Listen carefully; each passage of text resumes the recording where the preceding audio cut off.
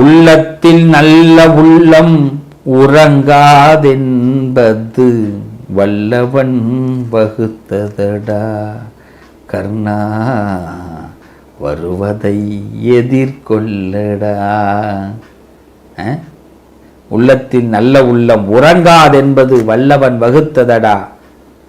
Right தானே? உள்ளத்தில் நல்ல உள்ளம் உறங்காதென்பது, இந்த உறக்கம், இந்த உள்ளம் உறங்காது. அப்படி யாருங்க? உத்திர நட்சத்திரத்தில் பிறந்த என் அன்பு சகோதர சகோதரிகளே, நண்பர்களே, உங்களுடைய உள்ளம் உறங்காது. விழிப்புணர்வோடு நீங்களும் இருக்கணும், விழிப்புணர்வோடு எல்லாரும் இருக்கணும்னு ஆசைப்படக்கூடியவர்கள் உத்திர நட்சத்திரத்திலே பிறந்தவர். உண்மைதானே? நான் பொய் சொல்லலையே.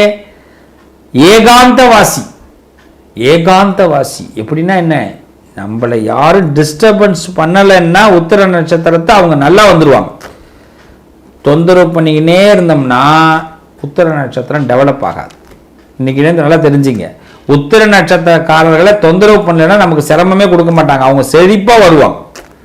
ஆனால் உத்திர நட்சத்திரக்காரங்க இப்படி இருக்கணும் இப்படி இருக்கணும் அப்படின்னு நாம அவங்களுக்கு சட்டம் போட்டால் அவங்க கொஞ்சம் சங்கடப்படுவாங்க. அதனால தான் ஏகாந்தவாசின்னு நான் சொன்னேன். நல்லவர்கள் என்றைக்குமே தனிமையாக இருப்பாங்க, அவங்க நல்லவங்க.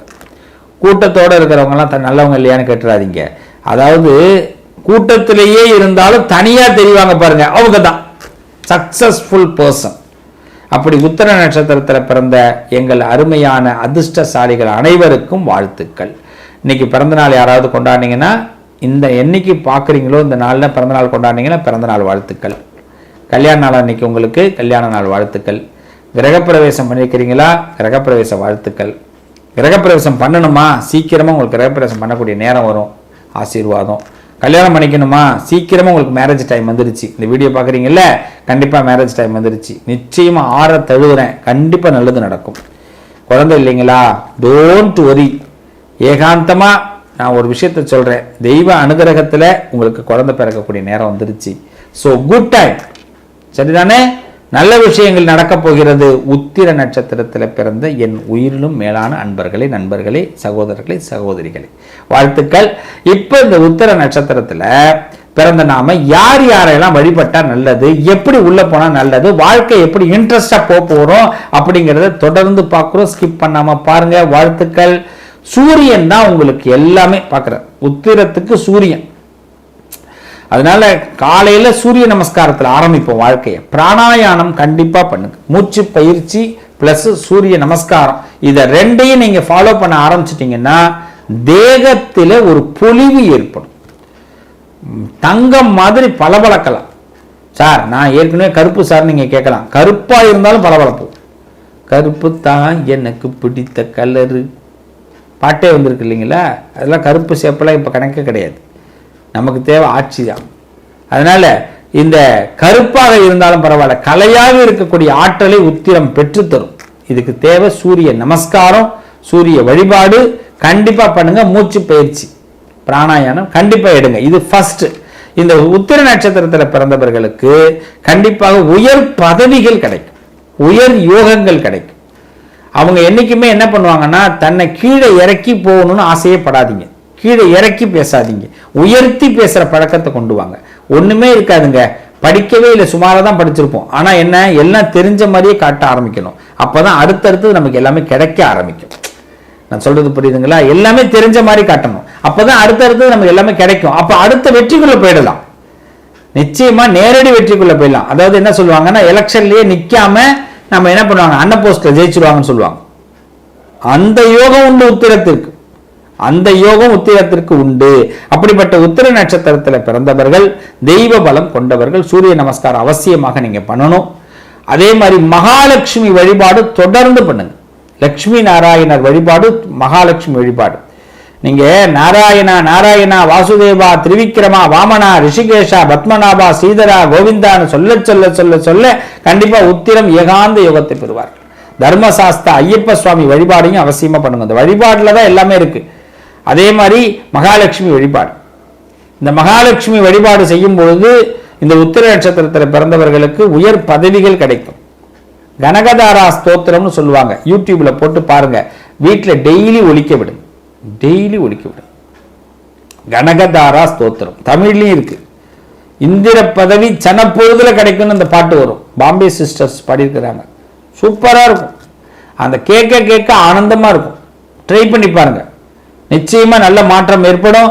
இந்த மகாலட்சுமி அனுகிரகம். அதே மாதிரி நல்ல கவனிங்க, மஞ்சள், நிறைய மஞ்சள் வச்சு பணம் ஒரு தட்டில், வெள்ளி தட்டோ இல்லை சாதாரண தட்டில் மஞ்சள், கிழங்கு, பணம், பேப்பர்ஸ், என்ன சொல்லுவாங்க, ஃப்ரெஷ் நோட்டு, காயின்ஸு, தங்கம் ஏதாவது ஒன்று வச்சு, வெத்தலை பாக்கு, வாழைப்பழம், எலுமிச்சம்பழம், தேங்காய் எல்லாம் உடச்சி வச்சு சுவாமிக்கு நிவேதியம் பண்ணி, அந்த சுவாமியை எவ்வளோக்கு எவ்வளோ ஆனந்தமாக இந்த தட்டை பார்க்குறீங்களோ அவ்வளோக்கு நம்ம வாழ்க்கையில் நல்லது நடக்கும். சார் என்கிட்ட 100 ரூபா தான் சார் இருக்குன்னா 100 ரூபாயை 10 ரூபா நோட்டா 10 நோட்டு அப்படி பிரித்து வச்சுப்போம்.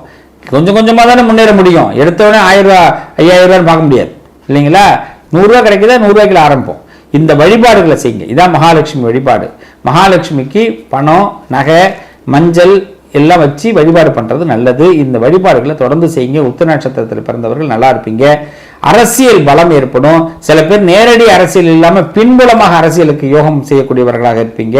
அதே மாதிரி அதிகாரத்தில் இருக்கக்கூடியவர்கள் பின்புலத்தில் இருந்து இயக்கக்கூடியவர். பின்புல இயக்கம்ங்கிறது அதிகமாக இருக்கும். அதுதான் நம்ம வளர்ச்சியை ஏற்படுத்தும். இன்னும் சில பேர்னா ஒரு சிலருடைய பெரிய நட்புக்கு சொந்தக்காரராக நீங்கள் வருவீங்க. அதனால் அந்த நட்பை நல்லா பயன்படுத்திங்க, அதில் வளர்ச்சி ஏற்படலாம். அதுமாரி கலை சம்பந்தப்பட்ட விஷயங்கள்ல துறையில நேரடி நபர்களாக இல்லாமல் மறைமுக நபர்களாக இருக்கவும் நிறைய வாய்ப்பு இருக்கு. மேக்சிமம் மறைமுகம்ங்கிறது நிறைய. அதில் தொழிலாக இருக்கட்டும், பிஸ்னஸாக இருக்கட்டும், அவங்க அரசியலாக இருக்கட்டும், ஆன்மீகமாக இருக்கட்டும், எல்லாத்திலையுமே மறைமுகமாக இருந்து இவர்கள் காலூன்றி வெற்றி பெறக்கூடியவர்கள்.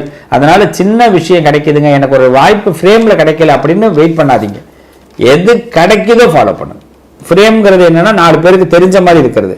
இந்த பார்த்தீங்கன்னா நடிகர்கள்லாம் வந்து குரல் கொடுப்பாங்க. நிறைய நடிகர்களுக்கு பேசுகிற மாதிரியே இருக்கும், ஆனால் அவங்களுக்கு பின்னணி குரல்னு வேற ஒருத்தவங்க கொடுத்துருப்பாங்க. இது நமக்கே தெரிஞ்சிருக்காது. ஆனால் அந்த நடிகை பேசுகிற மாதிரியே இருக்கும், நடிகர் பேசுகிற மாதிரியே இருக்கும், ஆனால் அந்த குரல் கொடுத்தவர் வேற ஒருத்தராக இருப்பார். அதுக்காக அவர் வந்து நல்லா இல்லாமையா இருக்காரு, கண்டிப்பாக நல்லா இருப்பாங்க. ஆனால் அந்த குரல் கொடுத்தவரை நமக்கு கண்ணுக்கே தெரியாது. இதே தான் உத்திர நட்சத்திரம். நம்ம பல பேர் உயர்வுக்கு காரணமானவர்களாக நீங்க உத்திர நட்சத்திரக்காரர்கள் இருப்பீர்கள். ஆனா நம்ம கண்ணுக்கு தெரிய மாட்டோம். சரிங்க, நம்ம தான் கண்ணுக்கு தெரிஞ்சிட்டோம், ஆனாலும் நம்மளை கண்டுக்க மாட்டான். நம்ம புரியுதா உங்களுக்கு? இப்போ குரல் கொடுக்குறாங்க. இப்போ வந்து ஒரு பழம்பெரும் நடிகை வைத்தவங்க பார்த்தீங்கன்னா, அவங்க வந்து குரல் கொடுக்கறதா நான் ஒரு வீடியோ பார்த்தேன் யூடியூப். எனக்கு அப்பதான் தெரியும், ஓ இந்த அம்மா தான் அந்த குரல் கொடுத்துருக்காங்களா, சரிதா அப்படின்னு சொல்லிட்டு அந்த நடிகை அவங்க இந்த மாதிரி தான் குரல் கொடுத்துருக்காங்களா அப்படின்னு எனக்கு அப்பதான் தெரிய ஆரம்பிச்சது. ஆனால் அவங்கள பற்றி நம்ம பேசணும்னு நினைக்கிறீங்களா? பேச மாட்டோம். எந்த நடிகைக்கு கொடுத்தாங்களோ அந்த நடிகை தான் பேசிட்டு இருப்போம். இதானே ரியல். இதில் என்ன இருக்குது? தப்பு கிடையாது. ஏன் அவங்கள பேசலைன்னு நம்ம அவங்க வருத்தப்பட போகிறதில்ல, ஏன் இவங்களை பேசணும்னு அவங்க வருத்தப்பட போகிறதில்ல. ஏன்னா அது அவங்க பிஸ்னஸ், அவங்க அது மாதிரி பண்ணுறாங்க. இதே தான் உத்திர நட்சத்திரம் செய்யணும். நான் இப்போ பேசுறது ஈஸியாக புரியுது அவங்களுக்கு? நான் எதுக்கு இந்த மாதிரிலாம் உதாரணத்தை கொண்டு வந்து இங்கே சேர்க்குறேன் அப்படின்னா, நம்ம வீட்டில் நம்ம சின்ன சின்ன விஷயங்கள் செய்யும் போது நம்மளை யாரும் பாராட்டலை, நம்மளை யாரும் ஒன்று செய்யலை, ஒரு வார்த்தை நம்மளை சாப்பிட்டாங்களான்னு கேட்டுட்டு இருக்கலாமே அப்படிலாம் நமக்கு தோணும். உத்திர நட்சத்திரக்காரர்களே, அவங்க கேட்கலைனாலும் கவலைப்படாதீங்க, நீங்கள் சாப்பிட்டுக்கலாம். அவங்க கேட்காம இருக்கிறது ஒரு விதத்தில் நல்லதுன்னு நினச்சிங்க. புரியுதுங்களா? ஏன்னா நீங்கள் முதல் கட்ட தலைவராக இருக்கிறத விட 2வது கட்ட தலைவராக இருந்து முதல் கட்ட தலைவரை வழி நடத்துறீங்க பாருங்க, அந்த பொறுப்பு உங்கள்கிட்ட இருக்கு. ஒரு காலத்தில் நாமும் முதல் கட்ட தலைவராக வருவோம்.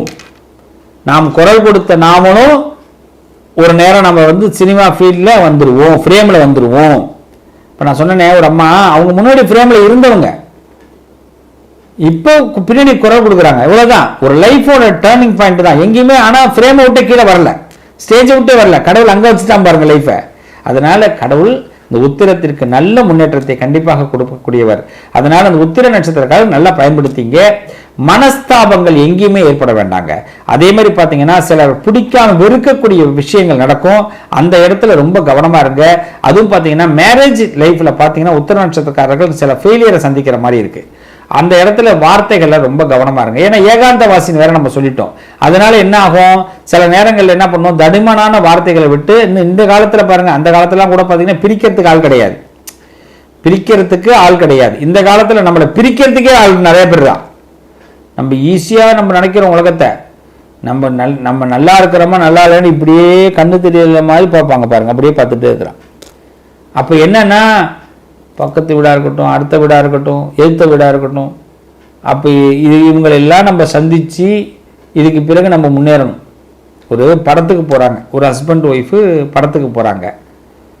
ரொம்ப அழகாக அந்த அம்மா எல்லா வீட்டு வேலைகளையும் முடிச்சுட்டு, படத்துக்கு போகிறதுனா சும்மா இல்லை, வீட்டுக்காரர் வண்டியில் போய் பொசுக்குன்னு உட்காந்துருப்பார், காரோ டூ வீலரோ, வீட்டுக்காரர் போய் 5 மணி வரைக்கும் உட்காந்துருப்பார், வீட்டிலேயே உட்காந்துருப்பார், கால் மேலே காலை போட்டு டிவி பார்த்துட்டே உட்காந்துருப்பார். 5 நாளுக்கு போய் படாரம் குளிப்பார், டப்பாரம் சீவுவார், பேண்ட்டை போடுவார், சட்டையை போடுவார், இல்லை வேட்டி சட்டையை கட்டுப்பார், சென்ட் அடிச்சுப்பார், டக்குன்னு வண்டியில் வந்து உட்காந்துட்டு எங்கே கிளம்பல அப்படின்னு விடுவார்.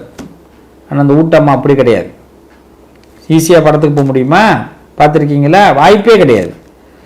ஆசை தெரிக்கணும், கோலம் போடணும், அப்போ வீட்டை பெருக்கணும், விளக்கேற்றணும், சாயந்தரம் சாப்பாட்டுக்கு ரெடி பண்ணி வைக்கணும். இந்த ஆள் ஹோட்டலில் வாங்கி கொடுப்பாரா கொடுக்க மாட்டாரான்னு அதுவும் தெரியாது.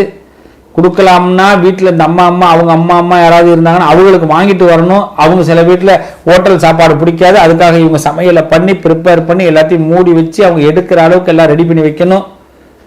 இவ்வளவு பண்ணி சிங்கில் பாத்திரத்தில் அலம்பி வச்சுட்டு கவுத்து வச்சுட்டு, சாயந்தரம் பால் இருக்கா டிகாசன் இருக்கா எல்லாத்தையும் பார்த்து வச்சுட்டு, ஏங்க காப்பி குடிக்கிறீங்களான்னு ஒரு வார்த்தை காப்பி கேட்டு அவர் அந்த நேரம் சரி ஒரு குடுன்னு சொல்லுவார். குடுன்னு சொன்னார்னா பெரிய ஆபத்து. ஏன்னா திருப்பி காப்பி போட்டு அடுப்பு பற்ற வச்சு காப்பி போட்டு கொடுத்து திருப்பி வந்து இந்த பாத்திரத்தை கழுவி வச்சுட்டு இந்த அம்மா புடவை கட்டி இல்லை சுடிதாரை போட்டுக்கிட்டு அப்புறமா இந்த அம்மா ட்ரெஸ் பண்ணிக்கிட்டு பொட்டு வச்சுக்கிட்டு சிரிச்ச முகமாக எதுவுமே தெரியாத மாதிரி சந்தோஷத்தோடு வர மாதிரியே நினச்சி சந்தோஷத்தை உண்டாக்கிக்கிட்டு அந்த அம்மா வெளியில் வந்து அந்த வண்டியில் ஏறி உட்காரணும். நல்லா கவனிங்க, படம் பார்க்குறது சின்ன விஷயம் இல்லை. இதுதான் உத்திர நட்சத்திரம் இன்னைக்கு சிரமப்படுற விஷயம். நான் சொல்கிறது புரியுதா? இதுக்கு பிறகு படத்துக்கு போகிறாங்க. சரி, படத்துக்கு போயிட்டு அங்கே நிம்மதியாக படம் பார்க்க முடியுமா? அங்கேயும் இருக்காது.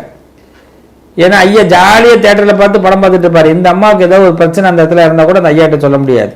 ஏங்க இந்த பக்கத்தில் பாருங்க, ஏங்க அப்படின்னா சும்மா பாரு படத்தை பாரு அப்படின்னு சொல்லிடுவாங்க.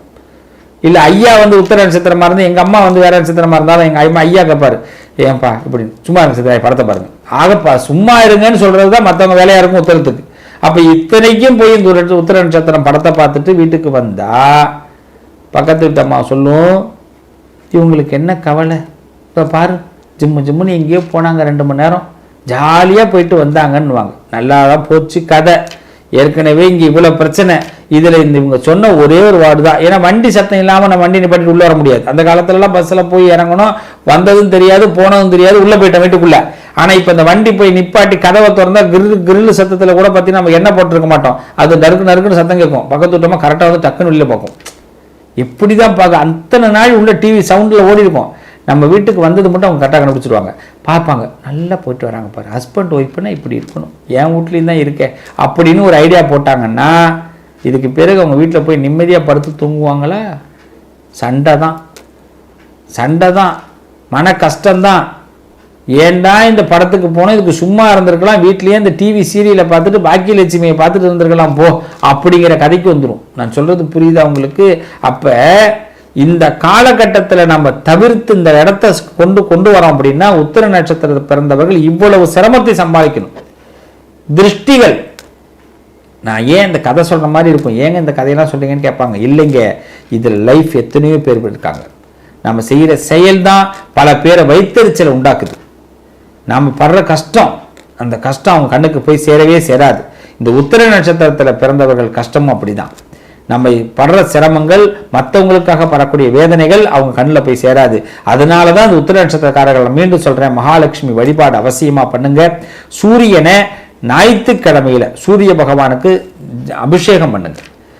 சூரியனுக்கு எப்படின்னா, உங்கள் ஊரில் சிவாலயத்தில் சூரியன் இருப்பார், அங்கே அபிஷேகத்துக்கு கொடுங்க. வருஷத்தில் ஒரு தடவையாச்சும் சூரிய அபிஷேகம் பண்ணுங்க.